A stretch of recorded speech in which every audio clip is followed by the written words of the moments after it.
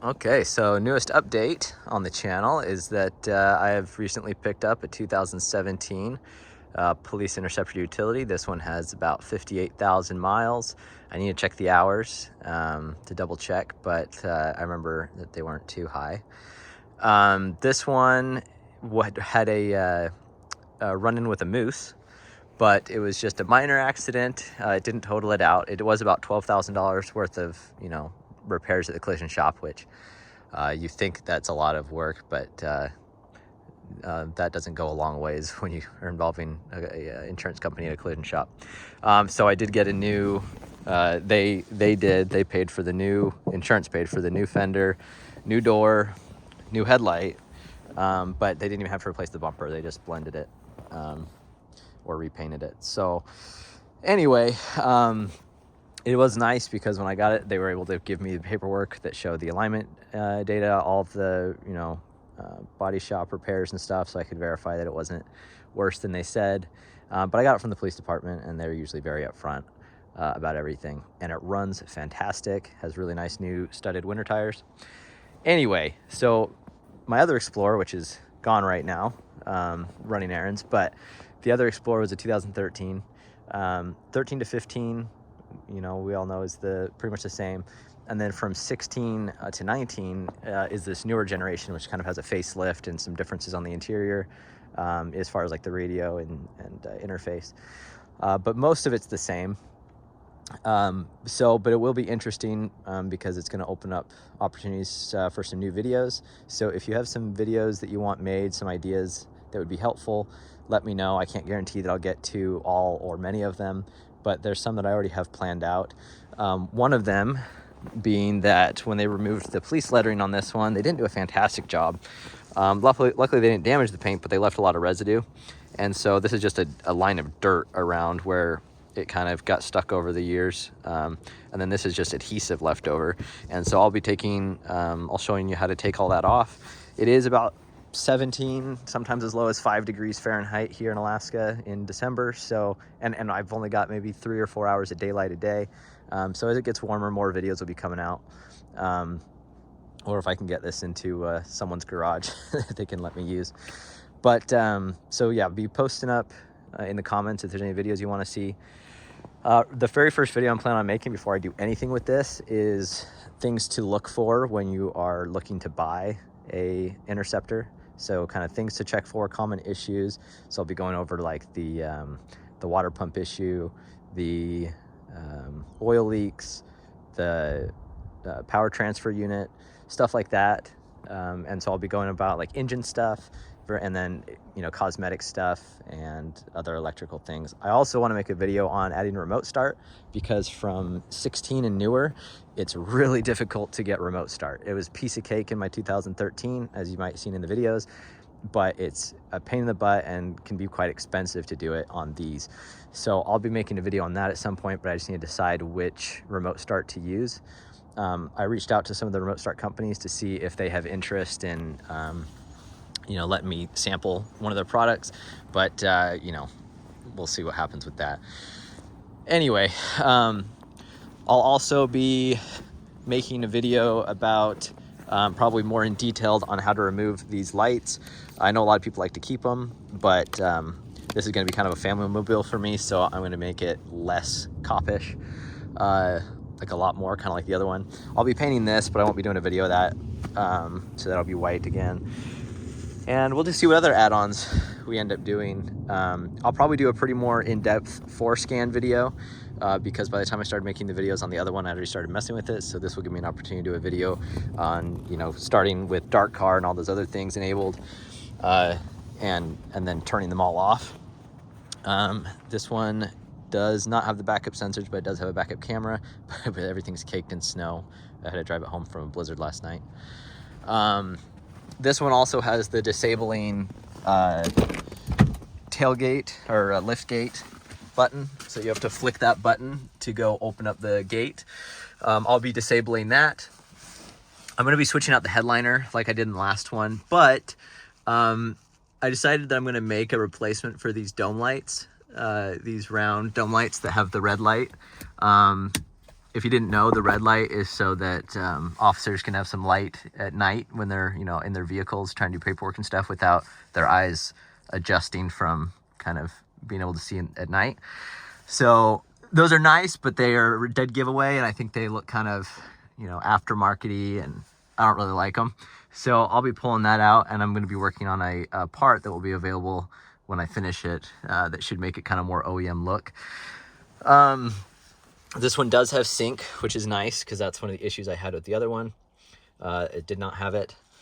The other thing too is this is the first time I've bought one of these police vehicles. You know, I bought a lot, and this is the first time that they left this much equipment in it. So this one has, you know, the whole Troy center console, which I'll be getting rid of. So if anybody wants this, you know, I'm going to be selling it. I'd prefer to sell it locally, but up here in Alaska, not a lot of options for that. I could look into shipping it. Probably wouldn't be particularly cheap, but if somebody wants it, or if anyone needs anything that's the police stuff. So any of the like module stuff like that, that's not from the factory, it's just going to be getting pulled out. The other thing it has is this rifle rack. So it has the shotgun rack. I don't think they gave me the keys. I need to look around a little better. They gave me the key for the center console, but pretty sure it's a different key. So I've got that. They left the entire cage and partition in the back here. And so, and it's got the puke seats. They did give me the soft seats, but I'm going to be switching this all out with different interior anyway. So yeah, I'm going to be getting rid of this whole partition. I could try to make a video of taking it out if someone wants to see that, but you know, I think it's pretty basic. We'll be pulling that out. I'm trying to think what else. I've got a few ideas. I can't think of them all at the top of my head, but post up if there's anything you want to see. And I think that's about it for now. But I'm debating on keeping the bull bar or not, because I would like to keep it, but my wife will probably be driving this car a lot. Like I said, it'll be kind of the family mobile, and if she doesn't want people slowing down thinking she's a cop and stuff, that might have to go. But I'm going to try to hold on to it. We'll see. The other thing I would like to do is figure out switching factory fog lights into here. Because this is, I believe, on the commercial Explorers, there's a panel that's this outer black piece, and then there's a separate piece. This piece is normally where the light would go, where it's kind of this hex design.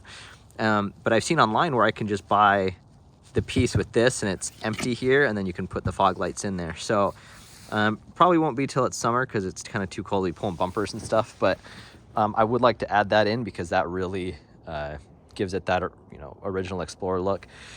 They're really expensive, but I may dive into switching these out with regular Explorer lights so that I have the daytime running light accent. But, you know, buying used headlights, you're easily $500 plus for the pair. So I don't know if that's worth it, but if I find a wrecked one around that I can buy those for, you know, 100 or 150 bucks a piece, I might venture that way. The other thing is, in the grill and in the tailgate, they left some of the lights. They're not hooked up, but I'll probably be changing out this grill. If I don't change out the grill, I'll probably be making some sort of a plug for these, or switch them out to regular LEDs or amber markers or something, I don't know. And then they have these spots for higher airflow. In Alaska, it's not that big of a deal because it doesn't get that hot. In fact, a lot of people will put cardboard or insulation during the winters to prevent airflow to the radiator, so it actually heats up on the inside, or else it's just so stinking cold that your car never really heats up all the way, or it takes a long time to heat up. So I may actually mount a light bar behind the grill that just fills perfectly that spot, because I'm not really that worried about the airflow restriction. We'll see about that. I might just change out that front grille to make it look more Explorer-ish, and then when I paint the hood, I might put the Explorer letters on there. You know, obviously this probably isn't your cup of tea if you really like the whole Interceptor vibe, but for me it's more about just having a good car that kind of fits in with everybody else. and not kind of embracing the police aspect of it. So for example, well, can't really see, but right here, they have some lights that they drilled in, which is a bummer, because they have these holes here.